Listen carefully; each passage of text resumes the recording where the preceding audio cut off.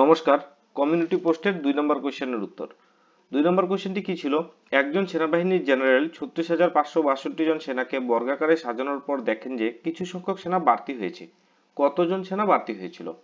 এই অঙ্কটা করার জন্য আমরা 36,562 কে বর্গমূল করব এবং দেখব কতটুকু সংখ্যার বর্গমূল হচ্ছে না।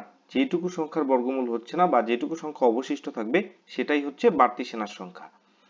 বর্গমূল করার জন্য আমাদের কি করতে হয়? প্রথমে ডান দিক থেকে জোড়া জোড়া করে মার্ক করতে হয়। এবার দেখতে পাচ্ছি আমরা বাঁদিকে সবার প্রথম সংখ্যাটা হচ্ছে 3। 3-এর মধ্যে সব থেকে বেশি কত বর্গ আছে সেটা আমাদের দেখতে হবে। 3-এর মধ্যে সব থেকে বেশি বর্গ আছে কত? 1-এর, কারণ 2-এর বর্গ হচ্ছে 4।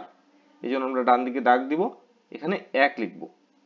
1-এর বর্গ 1 হয়, নিচে দাগ দিয়ে ভাগ অঙ্কের মতোই বিয়োগ করব। কত হয়? 2। এবার ভাগ অঙ্কে যেমন আমরা একটা সংখ্যাকে নিচে নামাই, বর্গমূলের ক্ষেত্রে আমাদের এক জোড়া সংখ্যাকে নিচে নামাতে হবে।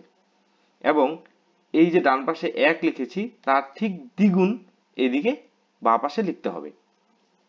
লেখার পরে 2-এর পাশে আমরা এমন একটা সংখ্যা বসাবো, ঠিক সেই সংখ্যাটা দিয়ে গুণ করলে যেন আমাদের এই 265 থেকে কিছু কম এবং সব থেকে কাছে সেই সংখ্যাটা পাবো সেটাই।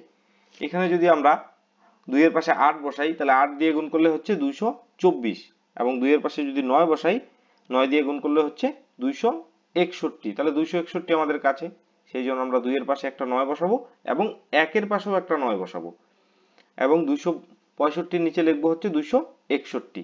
ঠিক আগের মতোই নিচে দাগ দিব, বিয়োগ করব। আগের মতোই এখানেও এক জোড়া সংখ্যা নিচে আসবে। এবার কি হবে? বাঁ পাশে একটা দাগ দিব, এখানেও দ্বিগুণ লিখবো, কিন্তু কার দ্বিগুণ? এখানে হচ্ছে আমরা 19-এর দ্বিগুণ লিখবো, বা যে সংখ্যাটা আমাদের ডান পাশে দাঁড়াবে তার দ্বিগুণ লিখবো। এই অঙ্কটা অ্যাকচুয়ালি এই অঙ্কটাই না, এটাতে বর্গমূল কিভাবে করতে হয় সেটাও শেখানো হচ্ছে।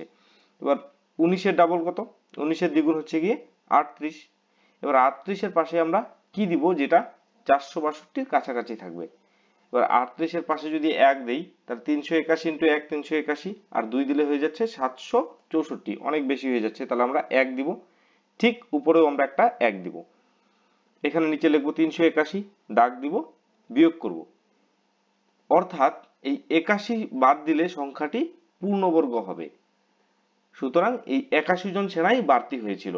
আর যদি আমি বলি সংখ্যাটার বর্গমূল কত, তাহলে এই আপাতত সংখ্যাটা থেকে 81 বাদ দিলে সংখ্যাটি একটি পূর্ণবর্গ সংখ্যা হবে এবং যার বর্গমূল হবে হচ্ছে 191। ধন্যবাদ।